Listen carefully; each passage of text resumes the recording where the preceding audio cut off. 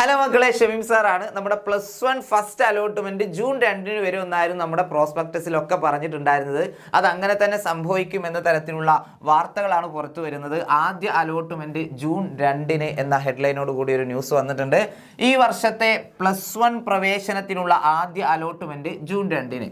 June 2 തിങ്കളാഴ്ച പ്രസിദ്ധീകരിക്കുന്ന ആദ്യ അലോട്ട്മെന്റ് ലിസ്റ്റിന്റെ അടിസ്ഥാനത്തിൽ ജൂൺ 3 രാവിലെ 10 മണി മുതൽ പ്രവേശനം നടക്കും. അതായത് ഫസ്റ്റ് അലോട്ട്മെന്റിൽ നിങ്ങൾക്ക് അലോട്ട്മെന്റ് ലഭിച്ചാൽ നിങ്ങൾ എന്ത് ചെയ്യണം? ജൂൺ 3 10 മണി മുതൽ രാവിലെ 10 മണി മുതൽ നിങ്ങൾക്ക് സ്കൂളുകളിൽ പോയിട്ട് അഡ്മിഷൻ എടുക്കാം. അത് താൽക്കാലികമായിട്ടോ അല്ലെങ്കിൽ സ്ഥിരമായിട്ടോ നിങ്ങൾക്ക് അഡ്മിഷൻ എടുക്കാം. ഓക്കെ, ഏതുവരെ സമയമുണ്ടോ നോക്കാം. ആദ്യ അലോട്ട്മെന്റ് പ്രകാരമുള്ള പ്രവേശനം ജൂൺ 5 വൈകിട്ട് 5 മണി വരെ നടക്കും. അതായത് ഈ ഒരു അഡ്മിഷൻ പ്രോസസ്സ് നടക്കുന്നത് ജൂൺ 5 വൈകിട്ട് 5 മണി വരെ മാത്രമായിരിക്കും. അതിനുള്ളിൽ നിങ്ങൾ എന്ത് ചെയ്യണം? താൽക്കാലികമായിട്ടോ അല്ലെങ്കിൽ സ്ഥിരമായിട്ടോ അഡ്മിഷൻ എടുത്തിട്ടുണ്ടാവണം. ഒന്നാമത്തെ ഓപ്ഷനിൽ തന്നെയാണ് നിങ്ങൾക്ക് അലോട്ട്മെന്റ് ലഭിച്ചെങ്കിൽ നിങ്ങൾ തീർച്ചയായിട്ടും എന്ത് ചെയ്യണം? സ്ഥിരമായിട്ടുള്ള അഡ്മിഷൻ എടുത്തിട്ടുണ്ടാവണം. 2, 3, 4 ഒക്കെയാണ് നിങ്ങൾക്ക് അടുത്ത അലോട്ട്മെന്റിന് വേണ്ടി വെയിറ്റ് ചെയ്യാം. അതിന് വേണ്ടിയിട്ട് നിങ്ങൾ എന്ത് ചെയ്യണം? താൽക്കാലികമായിട്ടുള്ള ഒരു അഡ്മിഷൻ എടുത്തിട്ടുണ്ടാവണം. അലോട്ട്മെന്റ് കിട്ടിയിട്ടുണ്ടെങ്കിൽ. അലോട്ട്മെന്റ് കിട്ടിയില്ല എങ്കിൽ നിങ്ങൾക്ക് തീർച്ചയായിട്ടും അടുത്ത അലോട്ട്മെന്റിന് വേണ്ടി വെയിറ്റ് ചെയ്യാം. ഓക്കെ, പിന്നെ അപേക്ഷയിൽ ചേർത്തിട്ടുള്ള എല്ലാ സർട്ടിഫിക്കറ്റുകളുടെയും അസൽ സഹിതം പ്രവേശനം ലഭിച്ച സ്കൂളിൽ നേരിട്ട് ഹാജരാകണം. അപ്പോൾ തീർച്ചയായിട്ടും നിങ്ങൾക്കൊക്കെ അറിയാൻ ആഗ്രഹമുള്ളത് ഈ ഒരു കാര്യമായിരിക്കും. ഏതൊക്കെ സർട്ടിഫിക്കറ്റുകളാണ് നമുക്ക് അഡ്മിഷൻ സമയത്ത് കൊണ്ടുപോകേണ്ടതെന്ന്. താൽക്കാലിക അഡ്മിഷൻ എടുക്കാനാണെങ്കിൽ നിങ്ങൾ ആ ഒരു റിസൾട്ടിൻ്റെയും അലോട്ട്മെന്റ് ലെറ്റർ മാത്രം കൊണ്ടുപോയാൽ മതിയാവും. കൂടുതൽ എന്താ പറയുക, സർട്ടിഫിക്കറ്റുകളോ കാര്യങ്ങളൊന്നും ആവശ്യമുണ്ടാവില്ല. പക്ഷേ നിങ്ങൾ സ്ഥിരമായിട്ടാണ് നിങ്ങൾ അഡ്മിഷൻ എടുക്കുന്നതെങ്കിൽ തീർച്ചയായിട്ടും എന്ത് ചെയ്യണം? ഇത്രയും സർട്ടിഫിക്കറ്റുകൾ കൊണ്ടുപോയിരിക്കണം. അതായത് യോഗ്യതാ സർട്ടിഫിക്കറ്റ്, നിങ്ങളുടെ SSLC CBSE പോലെയുള്ള സർട്ടിഫിക്കറ്റുകൾ വേണ്ടിവരും. SSLC സർട്ടിഫിക്കറ്റ് കിട്ടിയില്ലെങ്കിൽ റിസൾട്ടിൻ്റെ പേജ് മതിയാവും. അതുപോലെ TCയും അതുപോലെ CCയും കോൺടാക്ട് സർട്ടിഫിക്കറ്റും അതുപോലെ തന്നെ ട്രാൻസ്ഫർ സർട്ടിഫിക്കറ്റും അത് നിങ്ങൾ ഹൈസ്കൂൾ എവിടെയാണോ പഠിച്ചത് അവിടുന്ന് നിങ്ങൾക്ക് ലഭിക്കുന്നതായിരിക്കും.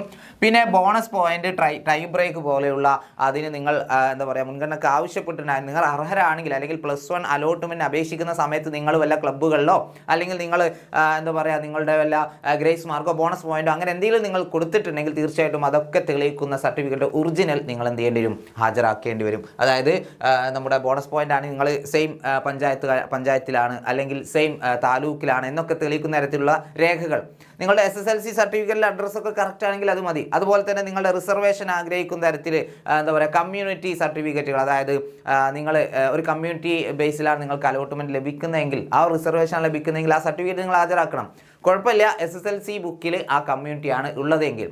ഡിഫറൻ്റ് ആണെങ്കിൽ നിങ്ങൾ എന്ത് ചെയ്യേണ്ടി വരും? സർട്ടിഫിക്കറ്റ് ഹാജരാക്കേണ്ടി വരും. നമ്മുടെ ജാതി സർട്ടിഫിക്കറ്റ് പോലെയുള്ള സർട്ടിഫിക്കറ്റ് ഹാജരാക്കേണ്ടി വരും. പിന്നെ പ്രായപരിധി ഇളവ്, അതായത് നമ്മുടെ +1 പ്രവേശനം നേടുന്ന ഒരു നിശ്ചിത പ്രായമുണ്ട്.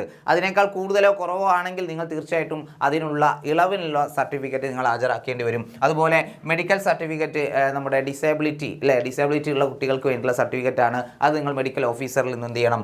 നേടിയിട്ടുണ്ടാവണം. പിന്നെ റേഷൻ കാർഡ് നേറ്റിവിറ്റി സർട്ടിഫിക്കറ്റ് ഒക്കെ ഇതിനുള്ളതാണ്. അതായത് ബോണസ് പോയിന്റ് നിങ്ങൾ അർഹരാണെങ്കിൽ SSLC ബുക്കിലെ എന്താ പറയുക ആ ഒരു അഡ്രസ്സ് അല്ല, അതിന് വ്യത്യാസമായിട്ടാണ് നിങ്ങളുടെ കമ്മ്യൂണിക്കേഷൻ അഡ്രസ്സ് എങ്കിൽ തീർച്ചയായിട്ടും നിങ്ങൾ എന്ത് ചെയ്യണം? ഈ റേഷൻ കാർഡോ അല്ലെങ്കിൽ നേറ്റിവിറ്റി സർട്ടിഫിക്കറ്റോ ഹാജരാക്കിയിട്ടുണ്ടാവണം.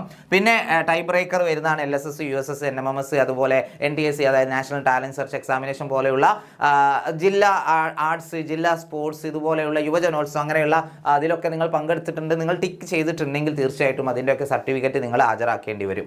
ഓക്കെ, അപ്പോൾ ഇത്രയും സർട്ടിഫിക്കറ്റുകൾ നിങ്ങൾ എന്ത് ചെയ്യാം? തീർച്ചയായിട്ടും കയ്യിൽ കരുതാം. പിന്നെ ലിംഗ്വിസ്റ്റിക് മൈനോറിറ്റി ആണെങ്കിൽ SSLC ബുക്കിൽ അത് എഴുതിയിട്ടുണ്ടാവും. തമിഴാണോ കന്നഡയാണോ എന്നുള്ളത് അതിൽ കൊടുത്തിട്ടുണ്ടാവും. നിങ്ങളുടെ മാതൃഭാഷ ഏതാണെന്ന് കൊടുത്തിട്ടുണ്ടാവും.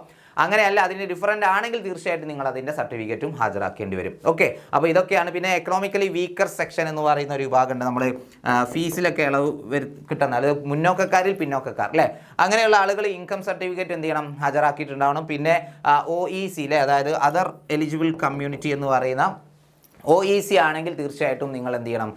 നമ്മുടെ ജാതി സർട്ടിഫിക്കറ്റോ കാര്യങ്ങളൊക്കെ ഹാജരാക്കേണ്ടി വരും. ഓക്കെ, അപ്പോൾ ഇത്രയും സർട്ടിഫിക്കറ്റുകൾ എല്ലാവരും കയ്യിലുണ്ടോ എന്ന് ഉറപ്പുവരുത്തുക. ക്ലബ് സർട്ടിഫിക്കറ്റ് ഒരിക്കലും മറന്നു പോകരുത് കേട്ടോ. ഓക്കെ, 2 ക്ലബ് സർട്ടിഫിക്കറ്റുകളെ നിങ്ങൾക്ക് ഉണ്ടാവുള്ളൂ. ആ 2 ക്ലബ് സർട്ടിഫിക്കറ്റ് നിങ്ങൾ ക്ലിക്ക് ചെയ്തിട്ടുണ്ടെങ്കിൽ തീർച്ചയായിട്ടും അത് നിങ്ങൾ ഹാജരാക്കിയിട്ടാണ്. പിന്നെ അതുകൂടാതെ ഒരു കാര്യം കൂടി, റെഡ് ക്രോസ് അല്ലേ, നമ്മുടെ റെഡ് ക്രോസ് ഒക്കെ നമുക്ക് ടൈ ബ്രേക്കറിൽ വരുന്ന സർട്ടിഫിക്കറ്റുകളാണ്. ഇതെല്ലാം നിങ്ങളുടെ കയ്യിൽ ഉണ്ടാവണം. എല്ലാവരും ഒന്ന് ചെക്ക് ചെയ്യാം. ഇനി ഫസ്റ്റ് അലോട്ട്മെൻറ്റിൽ കിട്ടിയാലും കിട്ടിയില്ലെങ്കിലും എന്തായാലും നമുക്ക് +1 അഡ്മിഷൻ എടുക്കുമ്പോൾ സെക്കൻഡ് അലോട്ട്മെൻറ്റിലോ സപ്ലിമെൻ്ററി അലോട്ട്മെൻറ്റിലോ ഇതൊക്കെ ആവശ്യമുണ്ടാവും. അപ്പോൾ തീർച്ചയായിട്ടും ഇതെല്ലാം നിങ്ങളുടെ കയ്യിലുണ്ടോ എന്ന് ഉറപ്പ് വരുത്തുക. അപ്പോൾ എല്ലാവർക്കും ഫസ്റ്റ് അലോട്ട്മെൻറ്റിൽ തന്നെ എന്ത് ചെയ്യട്ടെ, നമുക്ക് ഇഷ്ടപ്പെട്ട സ്കൂൾ, ഇഷ്ടപ്പെട്ട കോഴ്സ്, ഇഷ്ടപ്പെട്ട സുഹൃത്തുക്കളോടൊപ്പം പഠിക്കാനുള്ള ഭാഗ്യം ഉണ്ടാവട്ടെ. അപ്പോൾ വീണ്ടും വരാം. അതുവരെ ടാറ്റ, ബൈ ബൈ.